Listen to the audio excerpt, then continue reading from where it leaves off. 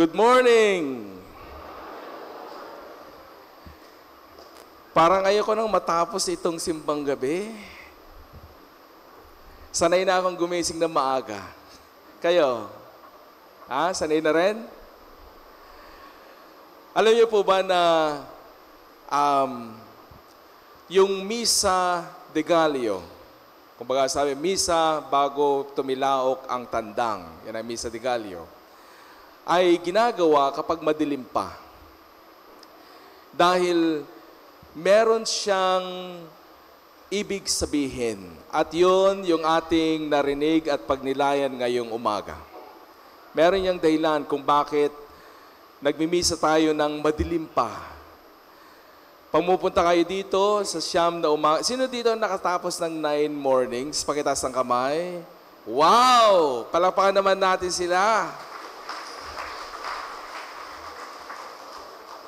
So yung mga hindi nakatapos, either nakatulog kayo, hindi kayo nagising. Na? Tumatawa yung bata. Uwis daw siya. Di daw siya nagising. So, makikita natin na pag pumupunta kayo dito sa simbahan ng, sabihin natin mga 4:30 or 45, madilim pa. Madilim. Pero mamaya, pag uwi ninyo, maliwanag na. No? Madilim, papuntang liwanag. Yan ang gustong sabihin ni Zacarias sa ating pagbasa ngayon. Madilim, papuntang liwanag. Sa loob ng siyam na umaga, na tayo po'y nagsasama-sama, meron po tayong mga daladalang mga panalangin.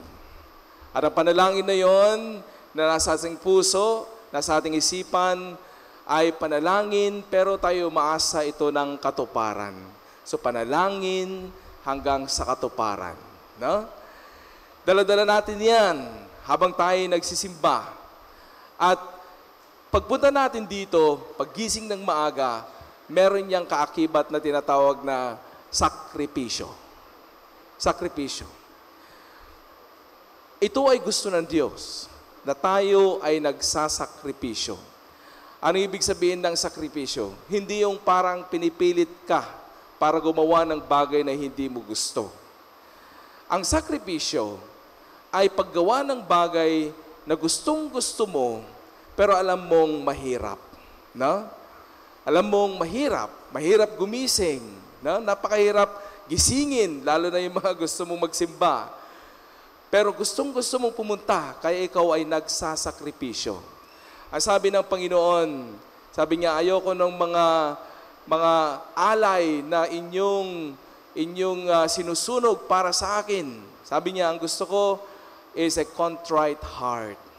Gusto ko yung sakripisyo ng pusong gustong magbago, gustong sumunod, at gustong magmahal. Yan ang sakripisyo na gusto ng ating Panginoon. Kaya kayo po na nandito, lalo-lalo na yung mga nakabuo ng siyam na Misa de Gallo natin, malaking sakripisyo po ang inyong ginawa. At sinasabi ko sa inyo, may blessing na dyan. No? Yung inyong hinihinging blessing sa Panginoon ay bahala na si Lord. Parang si Mama Mary, may His will be done. No? Pero yung siyam na umaga na tayo'y nagsasama-sama, nakikinig sa salita ng Diyos, at yung pakiramdam na natapos mo yung siyam na Misa de Gallo, malaking grasya na po yun.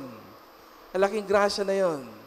Para bang yung pangarap mo na nakatapos ng siyam na Misa de Gallo ay pangarap ng lahat ng nag-umpisa noong day 1. Kasi gusto rin nilang matapos yung siyam na umaga.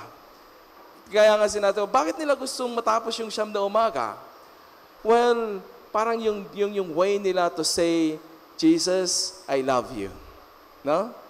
Yan yung way nila para sabihin nilang, this little sacrifice na ibibigay ko sa iyo, Panginoon, is just a little way of me saying, I love you for keeping my family safe for the rest of the year. For keeping my family healthy for the rest of the year. For giving peace inside the home. For protecting us for the whole year. So this little sacrifice, Panginoon, ay ginagawa ko ito bilang pasasalamat ko sa kabutihan mo sa loob ng isang taon. And inside our hearts, my brothers and sisters, hindi lang tayo nagpapasalamat sa Diyos, kasabay na rin yung ating paghingi ng sinasabi natin, Lord, sana next year ay mas magandang buhay. No? Sana next year, lahat po ng mga challenges na darating sa amin, kakayanin namin, Panginoon. Kasi alam namin, Ikaw ay Emmanuel. Ikaw ay nandito. Ikaw ay hindi ka umaalis sa aming piling. Lagi ka naming kasama, araw-araw. My brothers and sisters, sabi ni Zechariah, napakabuti ang Panginoon. Amen? Mabuti pa ang Diyos sa inyong buhay? Napakabuti ang Diyos. Napakabuti niya. Kapag ang Diyos ay binitawan niya tayo, wala na tayo. No? Pero dahil lagi niya tayong inaalalayan, lagi niya tayong binabantayan, kaya as if yung buhay natin, yung buong maghapon, parang walang nangyari. Kumbaga, it's just a normal day. Di mo alam, ang daming anghel na nandyan sa iyong tabi para ikaw ay alagaan. No? Iligtas sa anumang kapahamakan at bigyan ng magkapayapaan, bigyan ng mabuting kalooban. My brothers and sisters, si Zechariah, nung narinig natin yung kanyang Benedictus, ito yung kanyang pagpupuri sa Diyos. Di ba, nung pagkapanganak ni San Juan, tinanong sa kanya, anong gusto mong pangalan ng anak mo? Ang sinabi niya is Juan. Ibig sabihin, God is merciful. God is good. God is gracious. Tapos, pagkatapos niyang masabi yon, biglang nagbukas ang kanyang labi at ang kanyang sinabi ay yung narinig natin na parang si Mama Mary. Si Mama Mary, meron siyang Magnificat. Si Zechariah, meron siyang Benedictus. Ibig sabihin, ang isang taong damang-dama niya ang pag-ibig ng Diyos, lalabas sa kanyang labi ang pagpupuri sa Panginoon. Kaya nga lagi na lang sinasabi, you praise and worship God everywhere and anywhere, whatever situation in your life, you worship and praise God. Amen? Kasi tayo ay gawa ng Diyos, galing tayo sa Panginoon. Kaya yung pagpupuri natin sa Kanya, yung pagpapasalamat natin sa Kanya is a very natural thing. It feels like we are connecting to the source of all blessings in life. Kaya ang isang tao na may kapayapaan sa kanyang puso ay laging nagpapasalamat, lagi niyang nakikita ang kabutihan ng Diyos sa kanyang buhay. Yan ang isang tao na kung saan damang-dama niya ang Emmanuel. Dahil feel niya na si Jesus ay hindi siya iniiwan. Hindi siya pinababayaan. Kaya ilang araw na lang mag-New Year na. No? Ilang araw na lang ba? Parang 6 days lang yata. And then January 1 na, panibagong taon. Ang ating panalangin ay panibagong taon, mas manibagong taon, mas prosperous na taon, mas payapang taon. Brothers and sisters, sana ang ating panalangin sa bagong taon ay mas payapang mundo, mas payapang puso, mas payapang pamilya. Kasi nitong 2024, narinig natin sa mga balita sa atin dito sa Pilipinas, magulo ang mundo. No? Magulo ang ibang mga bansa, ang daming mga kalamidad na dumating sa atin, magulo ang ating politika, magulo ang lahat ng mga bilihin, nagtataasan lahat, magulo lahat. Pero ang tanong doon, nasaan ang Diyos sa gitna ng mga kaguluhan? Alam mo, ang Diyos sa gitna ng kaguluhan, nandun siya mismo sa pinakasentro ng gulo na yon.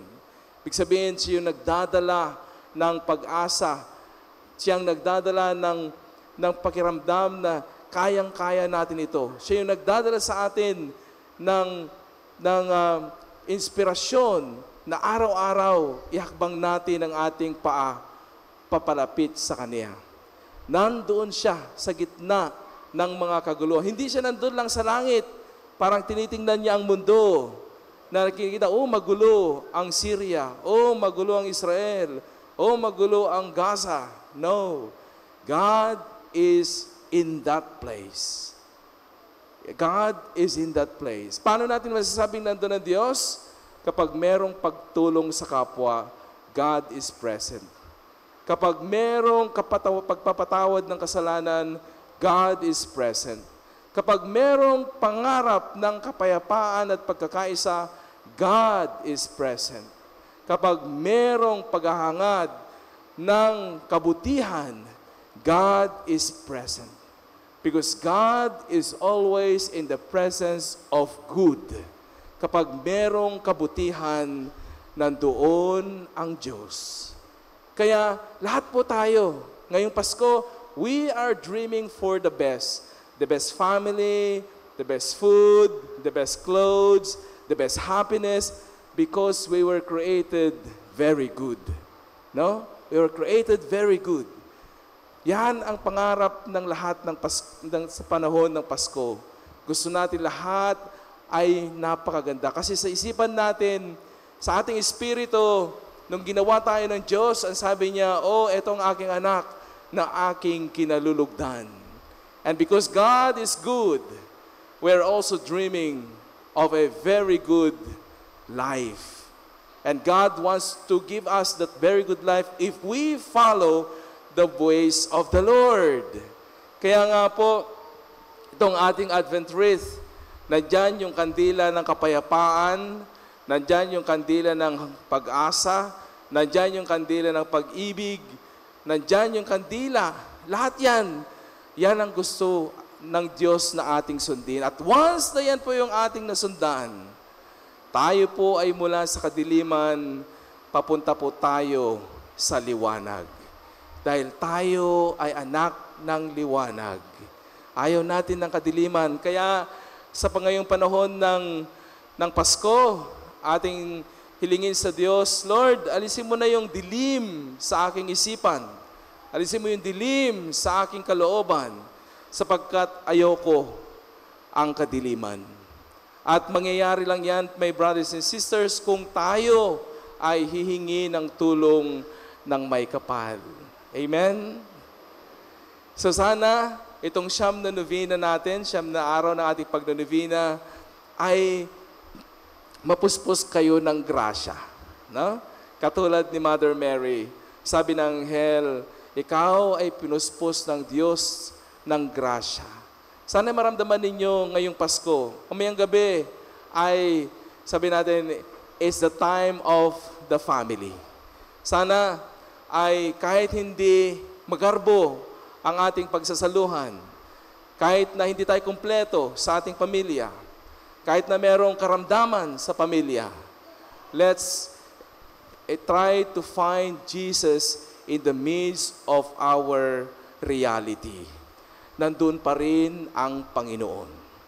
Nandun pa rin siya. Huwag mong tingnan yung mga perpektong nakikita natin sa kapaligiran. Yes, maybe that's their reality. If your reality is not like them, then find God there. Nandun pa rin ang Diyos. No? Nandun ang Diyos. Kasi hindi tayo pwedeng iwan ng Panginoon. He is our Emmanuel. My brothers and sisters, mamayang gabi, meron po tayong misa ng alas 9 ng gabi para salubungin natin ang pagsilang ng ating Panginoon. Malapit na. Alam mo, nakakatuwa na mamaya ay birth na ni Jesus. No? Nakakatuwa. Kasi para siyang, alam mo, isang tatay, isang mother. Pero I think sa panganganak, mas excited ang tatay. No? Alam niyo kung bakit? Kasi hindi siya nasasaktan eh. Yung nanay, takot. No? Takot ang mararamdaman mo. Excited ka, pero takot ka. Pero mamaya, nandiyan na si Jesus. No? Nandiyan na si Jesus. At pag nandito na si Jesus, ay hindi niya tayo iiwan. No? Never. Hindi niya kayang talikuran ng kanyang sarili. That's our God. No? He's always faithful. Kaya, hiniling ng Diyos, my brothers and sisters, sana maging faithful din po tayo sa Kanya. No? Alam natin na ang Diyos ay faithful sa atin at sana maging faithful din tayo sa Kanya. Paano po tayo magiging faithful, nakaaya-aya sa Panginoon? Number one, to have a contrite heart. No? To have a contrite heart, a humble heart, a heart that is always generous, a heart that is always forgiving and caring. Tingnan niyo yung puso niyo. Tingnan niyo yung kalagayan ng iyong puso. Yan ang ialay niyo kay Jesus. No? Yan ang ialay niyo sa kay Jesus. Mamayang gabi sa sabsaban, ilalagay natin ang image ni Santo Niño. Sabihin niyo, Panginoon, for 2024, ito yung kalagayan ng aking puso. Please, no? Make it strong, make it more loving, make it more forgiving, make it more accepting and caring and compassionate. I want to be like you. Amen? Tumayo na po ang lahat. Sa nalalapit na pagsilang ng manunubos, dumudulog kami sa iyo, Ama, upang pagkalooban mo kami ng mga biyayang bumubukal sa iyong mabuting kalooban. O Diyos, dinggin mo ang iyong sambayanan. O Diyos, dinggin mo ang iyong sambayanan. Halina, Panginoon, puksain mo ang takot, pagkamuhi at kasamaan sa aming mga puso. Manalangin tayo. O Diyos, dinggin mo ang iyong sambayanan. Halina at tanglawan ng iyong liwanag, karunungan at kalakasan ang mga namumuno sa simbahan at pamahalaan. Manalangin tayo. O Diyos, dinggin mo ang iyong sambayanan. Halina at bigyan ng lakas ang mga nanghihina. Hilumin ang mundo mula sa sari-saring sakit at sigalot. Pasiglahin ang mga nagdadalamhati at dulutan ng ligaya ang tanan. Manalangin tayo. O Diyos, dinggin mo ang iyong sambayanan. Halina at basbasan mo ang aming mag-anak at mga mahal sa buhay habang hinihintay namin ang pagsilang ni Jesus. Manalangin tayo. O Diyos, dinggin mo ang iyong sambayanan. Halina't dalhin sa iyong kaharian ng mga kapatid naming namayapa, pagkalooban mo sila ng awa at pagpapatawad. Manalangin tayo. O Diyos, dinggin mo ang iyong sambayanan. Sa ilang sandali ng katahimikan, ating ipanalangin ang iba pang mga pangangailangan ng ating pamayanan, pati na rin ang ating pansariling kahilingan.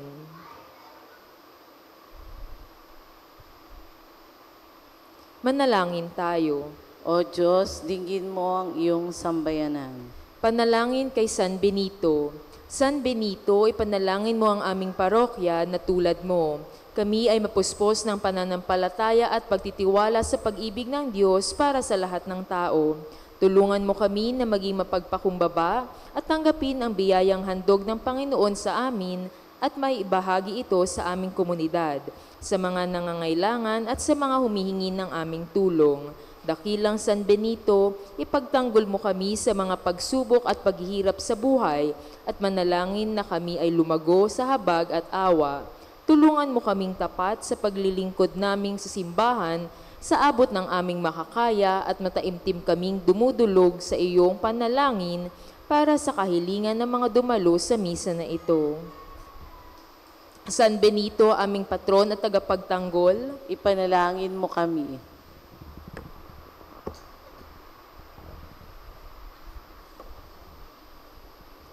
Ama namin, palakasin mo kami sa gitna ng pasakit at bigati upang matularan namin ang iyong pagiging bukas palad sa panahon ng aming kaginhawaan sa mamagitan ng iyong anak, ang aming Panginoong Hesukristo kasama ng Espiritu Santo magpasawalang hanggan. Amen.